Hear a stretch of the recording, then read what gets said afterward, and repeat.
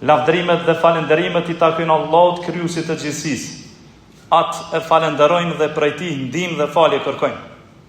Atë të cilin e udhëzon Allahu I lartësuar në rrugë të drejtë, nuk ka kush e devijon, dhe atë të cilin e largon nga kjo rrugë, nuk ka kush e drejton. Dëshmojmë dhe deklarojmë se I vetmi I cili meriton të adhurohet me merit është Allahu, dhe se Muhamedi është rob dhe I dërguari I Tij. Fjala më e mirë është fjala Allahut të lartësuar, udhëzimi më I drejtë është udhëzimi I Resulit sallallahu alaihi wasallam, gjërat më të këqija të shpikurat në fe, çdo shpikje është risi, çdo risi është humbje dhe çdo humbje përfundimin e ka në zjarr të xhenemit. Të nderuar besimtar, njerëzit do të shpërblehen në bazë të veprave të tyre. Nëse ka punuar mirë, do të shpërblehet me të mirën. Por nëse ka punuar keq, do të shpërblehet me të keqen. Prandaj, secilit I takon ajo se çfarë ka punuar ai. Dhe dijeni o vëllezër se asnjëri prej nesh nuk do ta mbartë mëkatin e tjetrit. Dhe kjo është prej drejtësisë dhe prej urtësisë së Allahut të lartësuar karshi robërve të Tij. I madhi Zot po na thot: askush nuk ngarkohet me barrën e tjetrit. Po ashtu na thot tek sura Zumar ajeti numër 7, asnjë gjunaqar nuk do t'i mbarë gjunat e tjetrit.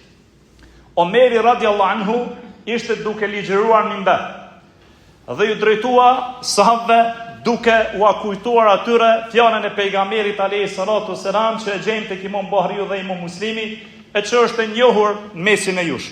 Dhe u tha se e kam dëgjuar të dërguarin e Allahut duke thonë: me të vërtet veprat vlerësohen sipas njeteve dhe secili do shpërblehet sipas asaj që e ka pasur në jetë.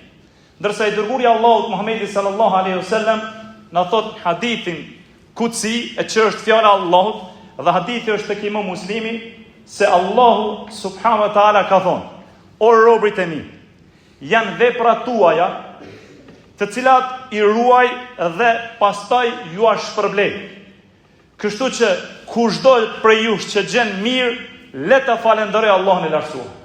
Dhe kushdo prej jush që gjen keq, thot Allahu, le ta qortoj vetëm veten e tij. Të nderuar vëllezër, shembull praktik të fjalës së Allahut të lartësuar, askush nuk e ngarkon apo askush nuk ngarkohet me barrën e tij, janë të shumë. Por ne do ta përmendim vetëm një. Ajo se çfarë ka ndodhur me Jusufin dhe me vëllezërit e tij. Kur ata erdhën tek Jusufi dhe në barrën apo ngarkesën e vllaut të tij Benjaminit u gjet një gotë e çmuar dhe me verë, kështu që Benjamini duhet të qëndronte me Jusufin dhe jo të kthehet tek babai I tyre Jakubi. Dhe më pas o vëllezërit e tij ju drejtuan pra Jusufit, duke mos e ditur që është Jusufi, dhe I than, si shtot Allahu subhanahu wa taala tek sura Jusuf 78, o ministër, a e ka babën shumë plak, andaj merr ndonjërin prej nesh në vend ti, ne po shohim se ti je bamirës. Ndërsa Jusufi alayhis salam ju përgjigjet tek po I njëjta sure Jusuf 79, duke thonë: Allahu na ruaj si të marrim atë tjetrin në vend të atij, tek I cili e kemi gjetur sendin ton, atëherë ne me të vërtet do të ishim të padrejtë. Pra pikrisht te kjo ndodhi kuptohet qartë fjala e Allahut subhanahu wa taala, askush nuk ngarkohet me barrën e tij. Të nderuar vëllezër, kur njerëzit kryjnë vepra të turshme dhe nuk ka kush në mesin e tyre ta refuzoj atë paturpsi, e cila bëhet mëkat prej mëkateve të mëdha. Dhe pjesë të atij mëkati nuk është apo nuk janë vetëm vepruesit të atij mëkati, por pjesë atij mëkati bën edhe ata të cilët e kanë pasur mundësinë e ndryshimit me dorë, apo e kanë pasur mundësinë e ndryshimit me fjalë, apo e kanë pasur mundësinë e urrëties me zemër. Dhe djeni o vëllezër, se gjithë së bashku, edhe vepruesi I mëkatit, edhe ata të cilët nuk e kanë vepruar këtë mëkat, do ta meritojnë dëshkimin e Allahut, edhe pse në mesin e tyre ka njerëz të mirë. I madhi Zot o vëllezër po na thot tek surja Anfal: ruajuni nga trestarve, të cilat nuk i godasin vetëm ata që bëjnë keq, dhe ta dini se Allahu dënon ashpër. Djetari i tefsirit, Sa'di, kur e komenton dhe e shpjegon këtë fjalë të Allahut të lartësuar, thot: nga tresat nuk i godasin vetëm ata të cilët veprojnë pa drejtësinë, por e godet apo i godet edhe të tjerët. Si ndodh kjo dhe kur ndodh kjo?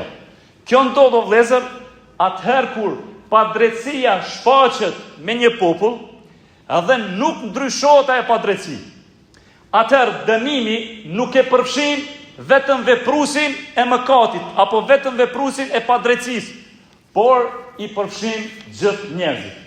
Pra, kuptimi i fjalës së Allahut të lartësuar, askush nuk ngarkohet me barën e tjetrit, e gjejmë tek hadithet e pejgamberit alayhi salatu wasalam. I dërguari i Allahut Muhamedi sallallahu alaihi wasallam, po ato hadithin që e gjejmë tek Imam Ahmedi, dhe është prej haditheve të sakta, thot: I Madhi Zot nuk e dënon masën e gjerë për veprat e paris, pra për veprat e grupit, derisa paria apo grupi e shohin të keqen mesin e tyre, por e kanë mundësinë e ndryshimit të asaj të keqe, por ata nuk e ndryshojnë. Edhe kur këta veprojnë kështu, Allahu subhanahu wa taala e dënon parin, ata që e kanë bërë këtë mëkat, por e dënon edhe masën e gjerë. Ebu Bekri radiallahu anhu, dhe këtë hadith e gjejmë tek Imam Buhariu, një ditë e ditëve hypin hutbe dhe ju drejtu sahabëve dhe ju tha: o ju njerëz, ju e lexoni fjalën e Allahut surës Maida ajeti 105. Mirë po, thot, ju nuk e vendosni këtë ajet aty ku e ka vendin. Thot I Madhi Zot: o besimtar, ju keni përgjegjësi vetëm për vetët tuaja. Ai që është I humbur nuk mund t'ju dëmtoj nëse jeni në rrugën e drejtë.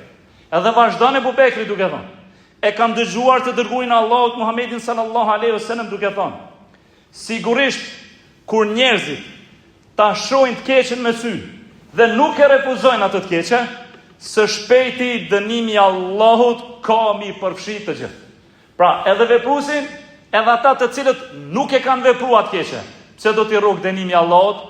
Për shkak se nuk e refuzuan, nuk e ndryshuan dhe nuk e urrejtën atë keqe apo atë mëkat. Zainab bin Jahsh, hadithin e gjejmë tek Imam Buhariu, gruaja pejgamberit alayhi salatu wasalam, ju drejtua të dërguarit të Allahut Muhammedit dhe I tha: o I dërguari I Allahut, vallë do të shkatërrohemi, ndërkohë që në mesin ton ka njerëz të mirë, ka burra të mirë, ka njerëz që kanë tutën e Allahut, ka njerëz që I bin sejdë Allahut dhe japin për Allahun dhe veprojnë vepra të mira. I dërguari I Allahut Muhammedi sallallahu alaihi wasallam tha: do të shkatërrohen nëse përhapet pra e keqja pa turpësia. Aisha radiallahu anha tregon hadithin e gjatë të pejgamberit alayhi salatu wasalam që e gjejmë tek Imam Buhariu, ku thot I dërguari I Allahut Muhammedi sallallahu alaihi wasallam: një ushtri ka për ta luftuar Çabën. Dhe kur kjo ushtri vjen në Bejda, në qytetin e Medinës, të gjithë ata që janë, do të I merr toka dheu, do të I fundos toka.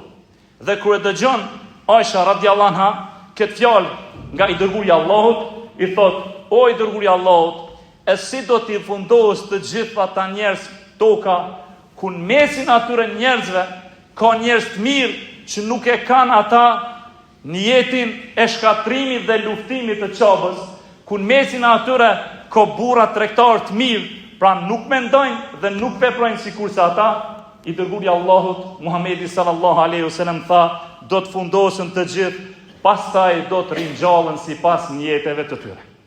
Transmetohet prej Abdullah ibn Omerit radiallahu anhu se I dërguari I Allahut Muhammedi sallallahu alaihi wasallam ka thonë, dhe këtë hadith e gjejmë tek Imam Buhariu, kur Allah I lartësuar e zbret dënimin mbi një popull, dënimi do t'i godet të gjithë ata që janë në mesin e tyre, pastaj do të ringjallen sipas veprave të tyre, pra edhe sipas njetit të tyre.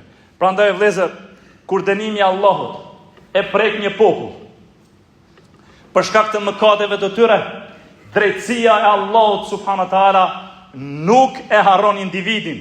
Pra, secili njeri do të ringjallet dhe secili njeri do të gjykohet në bazë të veprave dhe në bazë të nijeteve të tij.